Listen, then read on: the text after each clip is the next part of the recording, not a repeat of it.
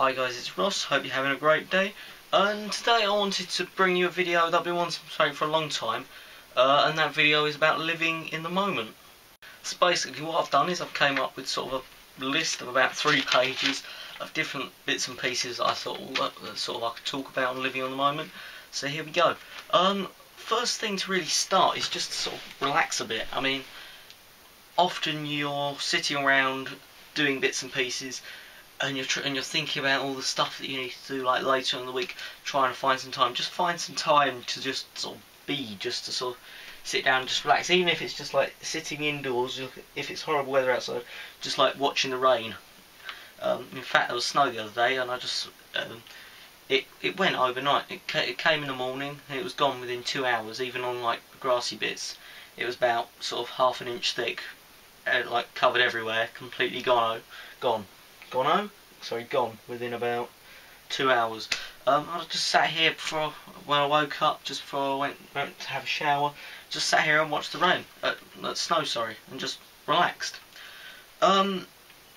Basically, there's no such thing as time. Time's just, if you can sort of see the way I'm saying it, time is just made up. I mean, it was agreed thousands of years ago that a time would be 1 day and 1 night, or sorry, one sunrise and 1 sunset. Would be half a day, and then and then one full cycle of sun, then darkness, will be time. But I mean, as far as we're concerned, that only applies here on Earth. Anywhere else in the galaxy, that rule doesn't apply. So time's more about perspective. I mean, if you think about a dog, a dog lives for about, 17 years or something like that. But they live in the moment. Have you ever been somewhere with a dog, they're like running across a field, and they must be tired out, and they run back to you, and they're all smiling and happy and panting? That's because they're living in the moment. They're enjoying what's going on right now. Like aliens, for example, might call 2 days, so a sun and a moon, like a full cycle of sun, of light and dark, like 1 light, 1 dark. They might call 2 of them a day, and then that's how they'd measure their base off, and then say like they live for like 40 years, when actually they live for 70 years. If you can kind of see where my mental track's going. I was watching Life Regenerated today, and that's kind of the video that inspired me to make this video. And he said, today's science is tomorrow's ignorance. I mean, I couldn't have said it any better myself. If you think about it, in the 40s they thought it would have been absolutely impossible to leave Earth's atmosphere. 50 years later they'd done it. They had the first man in space.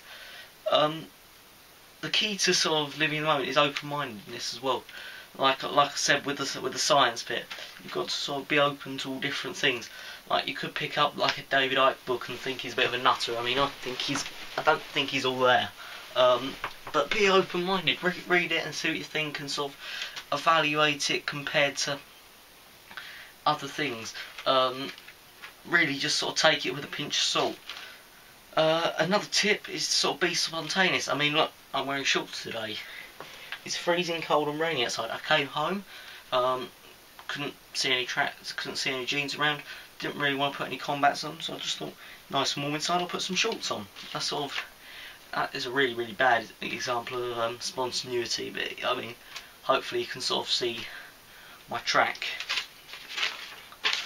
Meditation as well is a great way to sort of live in the moment. Like, it comes into sort of like that sort of spacing out time where you just kind of just relax and be. Meditation's quite good for that. I haven't done any recently, just because the problem is I get home from school every day, and quite literally I get home from school about probably just after 3 o'clock-ish, and by then it's too dark to do anything.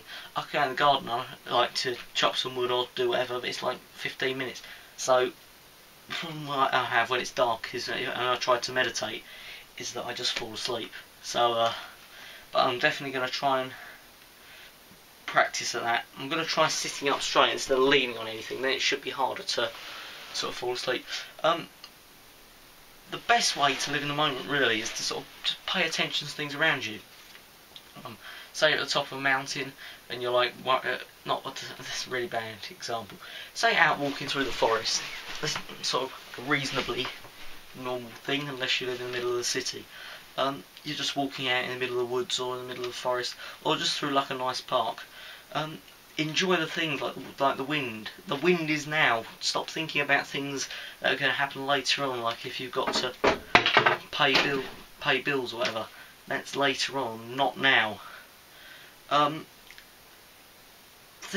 good example of it, really great example of this, is have you ever been in bed in the morning and you know that feeling when you're just sort of half dozing off, sort of half asleep, about 6 o'clock in the morning, your alarm goes off the first time, you kind of stumble over, press the snooze button, you're just kind of laying there.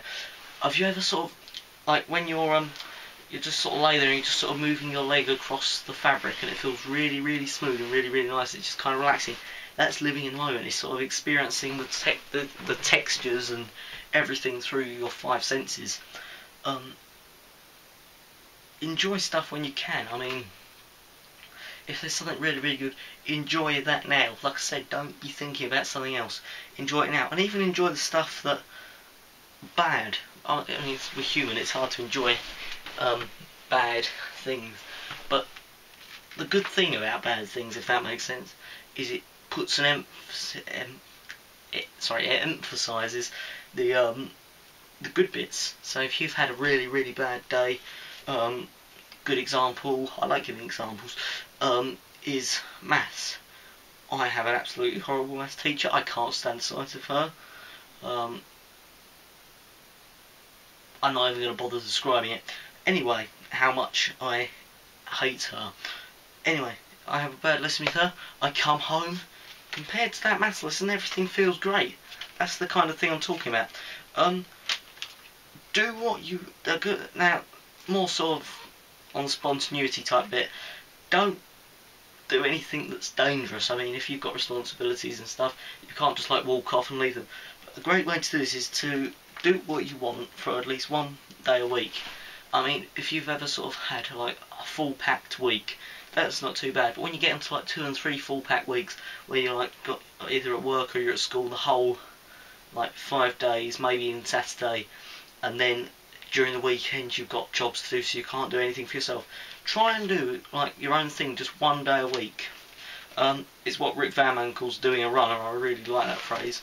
But yeah, it's really true. I mean, I've been meaning to go out to the woods now for absolutely ages by myself. Probably I haven't been out into the woods by myself just to relax in about a year. Actually, sorry, ever since I've made this channel, I've meant to go out into the woods and just sort of spend a day out there doing some bushcraft bits and pieces, setting up a bug out shelter. I just haven't had time. I'd love to do it this weekend, but I don't know what the weather's looking like, and I don't quite know how busy I'm going to be. But I would like to do it sometime. It all depends on the weather, and when I do it, I will film it. I'm going to do it. So this is sort of the final bit. Just do whatever makes you happy. I mean, try new things. If like what makes you happy is sitting here all day when it's lovely and staying outside playing on the Xbox and you're happy, just try and go outside and like try and do some bits and pieces outside. If it doesn't make you that happy, go back in and play on the Xbox. I'm not going to have a go at you. I mean, it's not for me to say what's wrong for you. Everyone's got their own sort of tolerances and their own sort of ideas about what the best thing for them is, the thing that makes them happy.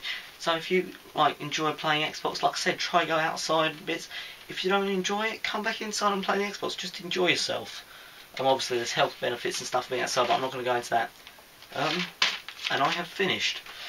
So I hope you'll find this interesting. Or have found this interesting. Just make sure I haven't missed anything. But yeah, this video was just really to tell you to sort of live in the moment.